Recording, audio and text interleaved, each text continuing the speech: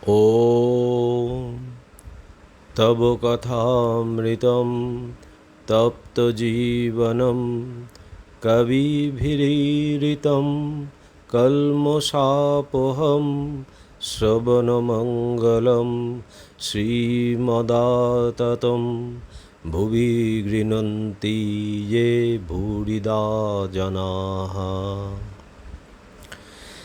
শ্রী শ্রী রামকৃষ্ণ কথামৃত প্রথম ভাগ, পঞ্চদশ খণ্ড, দ্বিতীয় পরিচ্ছেদ। যুগধর্ম কথা প্রসঙ্গে জ্ঞানযোগ ও ভক্তিযোগ। ডাক্তার, জ্ঞানে মানুষ অবাক হয়, চক্ষু বুজে যায় আর চক্ষে জল আসে, তখন ভক্তি দরকার হয়। শ্রীরামকৃষ্ণ, ভক্তি মেয়ে মানুষ, তাই অন্তপুর পর্যন্ত যেতে পারে, জ্ঞান বারবাড়ি পর্যন্ত যায়। সকলের হাস্য। ডাক্তার, কিন্তু অন্তপুরে যাকে তাকে ঢুকতে দেওয়া যায় না, বেশ্যারা ঢুকতে পারে না, জ্ঞান চাই। শ্রীরামকৃষ্ণ, ঠিক পথ জানে না, কিন্তু ঈশ্বরে ভক্তি আছে, তাকে জানবার ইচ্ছা আছে। এরূপ লোক কেবল ভক্তির জোরে ঈশ্বর লাভ করে। একজন ভারী ভক্ত জগন্নাথ দর্শন করতে বেরিয়েছিল। পুরীর কোন পথ সে জানত না, দক্ষিণ দিকে না গিয়ে পশ্চিম দিকে গিয়েছিল। পথ ভুলেছিল বটে, কিন্তু ব্যাকুল হয়ে লোকদের জিজ্ঞাসা করত। তারা বলে দিলে, এ পথ নয়, ওই পথে যাও। ভক্তটি শেষে পুরীতে গিয়ে জগন্নাথ দর্শন করলে। দেখো, না জানলেও কেউ না কেউ বলে দেয়। ডাক্তার, সে ভুলে তো গিয়েছিল। শ্রীরামকৃষ্ণ, হ্যাঁ, তা হয় বটে, কিন্তু শেষে পায়। একজন জিজ্ঞাসা করলেন, ঈশ্বর সাকার না নিরাকার? শ্রীরামকৃষ্ণ, তিনি সাকার আবার নিরাকার। একজন সন্ন্যাসী জগন্নাথ দর্শন করতে গিয়েছিল। জগন্নাথ দর্শন করে সন্দেহ হলো, ঈশ্বর সাকার না নিরাকার। হাতে দণ্ড ছিল, সেই দণ্ড দিয়ে দেখতে লাগলো জগন্নাথের গায়ে ঠেকে কিনা। একবার এধার থেকে ওধারে দণ্ডটি নিয়ে যাবার সময় দেখলে যে জগন্নাথের গায়ে ঠেকল না। দেখে যে সেখানে ঠাকুরের মূর্তি নাই। আবার দণ্ড এধার থেকে ওধারে লয়ে যাবার সময় বিগ্রহের গায়ে ঠেকল। তখন সন্ন্যাসী বুঝল ঈশ্বর নিরাকার আবার সাকার। কিন্তু এটি ধারণা করা বড় শক্ত। যিনি নিরাকার তিনি আবার সাকার কী রূপে হবেন, এ সন্দেহ মনে ওঠে। আবার যদি সাকার হন তো নানা রূপ কেন? ডাক্তার, যিনি আকার করেছেন তিনি সাকার, তিনি আবার মন করেছেন, তাই তিনি নিরাকার। তিনি সবই হতে পারেন। শ্রীরামকৃষ্ণ, ঈশ্বরকে লাভ না করতে পারলে এসব বোঝা যায় না। সাধকের জন্য তিনি নানাভাবে নানা রূপে দেখা দেন। একজনের এক গামলা রং ছিল। অনেকে তার কাছে কাপড় রং করাতে আসত।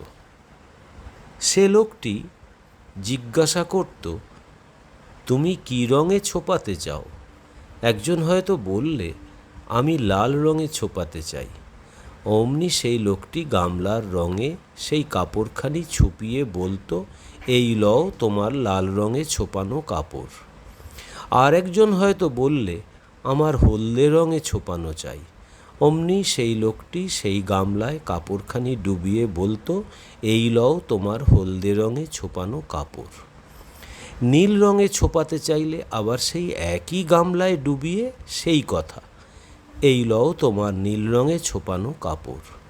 এই রকমে যে যে রঙে ছোপাতে চাইতো তার কাপড় সেই রঙে সেই একই গামলা হতে ছোপানো হতো। একজন লোক এই আশ্চর্য ব্যাপার দেখছিল। যার গামলা, সে জিজ্ঞাসা করলে, কেমন হে, তোমার কি রঙে ছোপাতে হবে? তখন সে বললে, ভাই, তুমি যে রঙে রঙেছ আমায় সেই রং দাও। সকলের হাস্য। একজন বাদজেগি ছিল। দেখলে গাছের উপর একটি সুন্দর জানোয়ার রয়েছে। সে ক্রমে আরেকজনকে বললে, ভাই, অমুক গাছে আমি একটি লাল রঙের জানোয়ার দেখে এলুম। সে লোকটি বললে, আমিও দেখেছি। তা সে লাল রং হতে যাবে কেন? সে যে সবুজ রং। আর একজন বললে, না না, সে সবুজ হতে যাবে কেন? সে যে হলদে। এই রূপে আরও কেউ কেউ বললে, বেগুনি, নীল, কালো ইত্যাদি। শেষে ঝগড়া। তখন তারা গাছতলায় গিয়ে দেখে একজন লোক বসে। জিজ্ঞাসা করায় সে বললে, আমি এই গাছতলায় থাকি। আমি সেই জানোয়ারটিকে বেশ জানি। তোমরা যা যা বলছো সব সত্য। সে কখনো লাল, কখনো সবুজ, কখনো হলদে, কখনো নীল, আরও সব কত কি হয়। আবার কখনো দেখি কোনো রঙই নাই। যে ব্যক্তি সদা সর্বদা ঈশ্বর চিন্তা করে সেই জানতে পারে তার স্বরূপ কি। সে ব্যক্তিই জানে যে ঈশ্বর নানা রূপে দেখা দেন, নানা ভাবে দেখা দেন। তিনি সগুণ আবার নির্গুণ। গাছতলায় যে থাকে সেই জানে যে বহুরূপীর নানা রং। আবার কখনো কখনো কোনো রঙই থাকে না। অন্য লোকে কেবল তর্ক ঝগড়া করে কষ্ট পায়। তিনি সাকার, তিনি নিরাকার। কীরকম জানো? যেন সচ্চিদানন্দ সমুদ্র, কুল কিনারা নাই।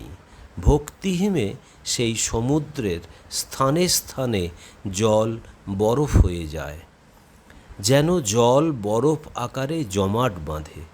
অর্থাৎ ভক্তের কাছে তিনি সাক্ষাৎ হয়ে কখনো কখনো সাকার রূপ হয়ে দেখা দেন। আবার জ্ঞান সূর্য উঠলে সে বরফ গলে যায়। ডাক্তার, সূর্য উঠলে বরফ গলে জল হয়। আবার জানেন জল আবার নিরাকার বাষ্প হয়। শ্রীরামকৃষ্ণ। অর্থাৎ ব্রহ্ম সত্য, জগৎ মিথ্যা।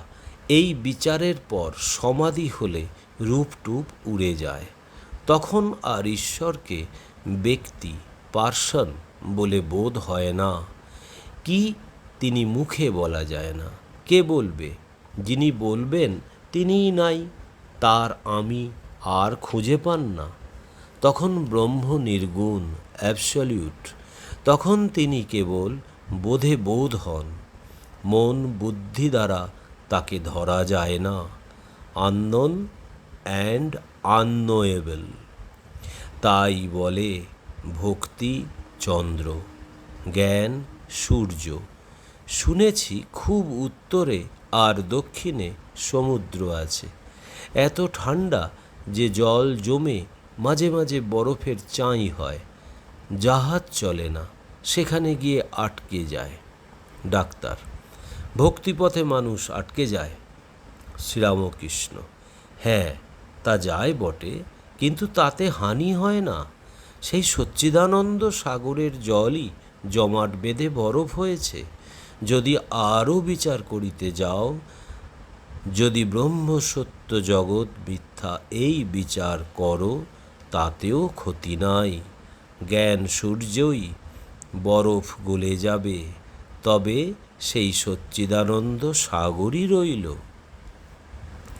জ্ঞান বিচারের শেষে সমাধি হলে আমি টামি কিছু থাকে না। কিন্তু সমাধি হওয়া বড় কঠিন।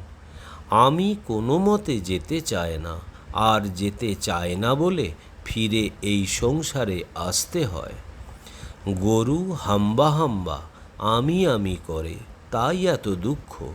সমস্ত দিন লাঙল দিতে হয়। গ্রীষ্ম নাই, বর্ষা নাই, কিংবা তাকে কষাইয়ে কাটে, তাতেও নিস্তার নাই। চামারে চামড়া করে, জুতো তৈরি করে।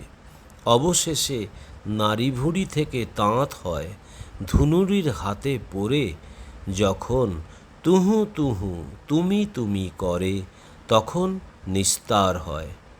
যখন জীব বলে নাহং নাহং নাহং, আমি কেহ নই হে ঈশ্বর, তুমি কর্তা, আমি দাস, তুমি প্রভু, তখন নিস্তার, তখনই মুক্তি। ডাক্তার: কিন্তু ধুনুরির হাতে পড়া চাই। সকলের হাস্য। শ্রীরামকৃষ্ণ: যদি একান্ত আমি না যাস, থাক শালা দাস আমি হয়ে। সকলের হাস্য। সমাধির পর কাহারো কাহারো আমি থাকে, দাস আমি, ভক্তের আমি। শঙ্করাচার্য বিদ্যার আমি লোকশিক্ষার জন্য রেখে দিছিলেন।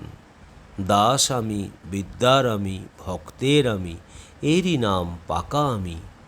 কাঁচা আমি কি জানো? আমি কর্তা, আমি এত বড় লোকের ছেলে, বিদ্বান, আমি ধনবান, আমাকে এমন কথা বলে? এই সব ভাব।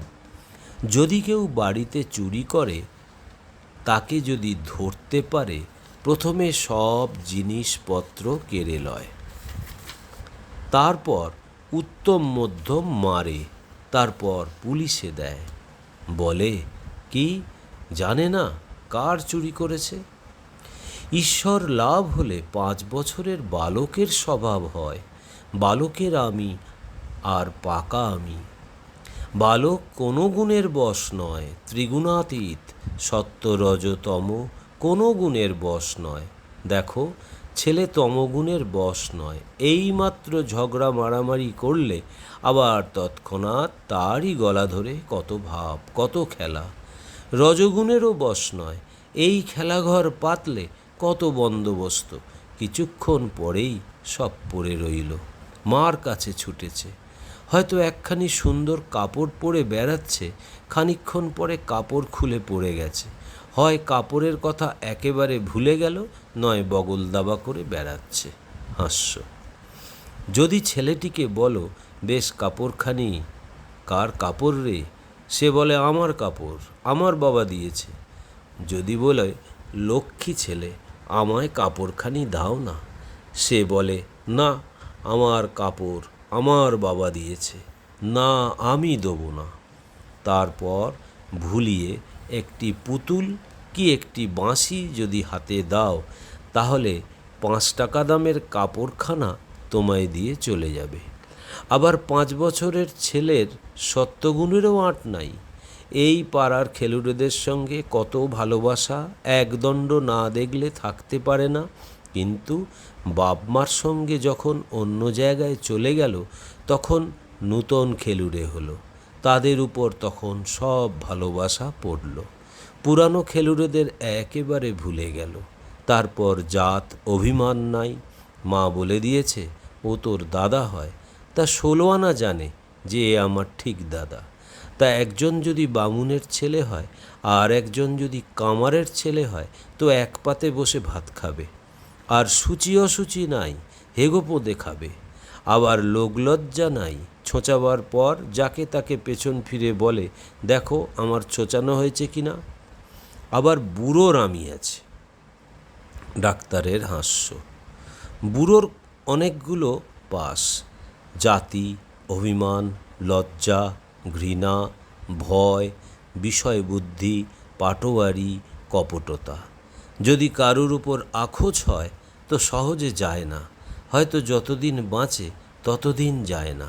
তারপর পাণ্ডিত্যের অহংকার, ধনের অহংকার, বুড়োর আমি, কাঁচা আমি। ডাক্তারের প্রতি: 4-5 জনের জ্ঞান হয় না। যার বিদ্যার অহংকার, যার পাণ্ডিত্যের অহংকার, যার ধনের অহংকার, তার জ্ঞান হয় না। এসব লোককে যদি বলা যায় যে অমুক জায়গায় বেশ একটা সাধু আছে, দেখতে যাবে, তারা অমনি নানা ওজোর করে বলে, যাব না।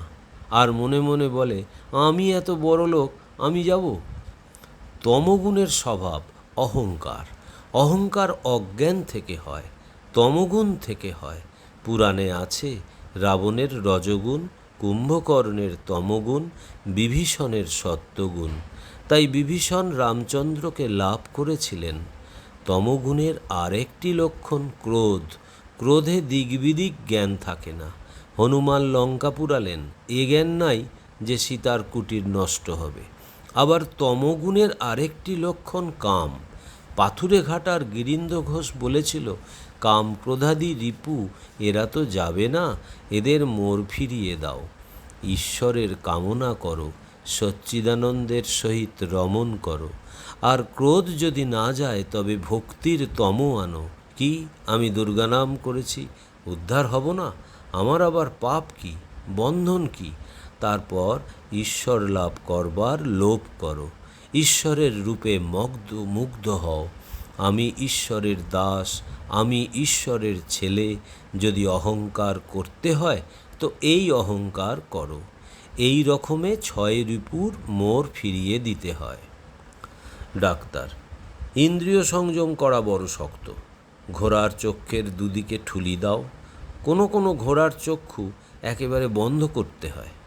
শ্রীরামকৃষ্ণ, তার যদি একবার কৃপা হয়, ঈশ্বরের যদি একবার দর্শন লাভ হয়, আত্মার যদি একবার সাক্ষাৎকার হয়, তাহলে আর কোনো ভয় নাই। তখন 6 রিপু আর কিছু করতে পারবে না। নারদ, প্রহ্লাদ এইসব নিত্যসিদ্ধ মহাপুরুষদের অত করে চক্ষের দুদিকে ঠুলি দিতে হয় না।